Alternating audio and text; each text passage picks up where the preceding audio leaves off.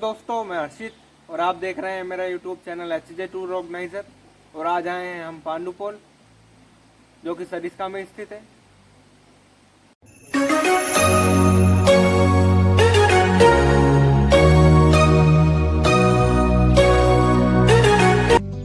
दोस्तों, मैं खड़ा हूँ अलवर जयपुर रोड पे। हम यहाँ से लेफ्ट मुड़ेंगे और ये रास्ता सीधा पांडुपोल के मेन गेट के लिए जाता है।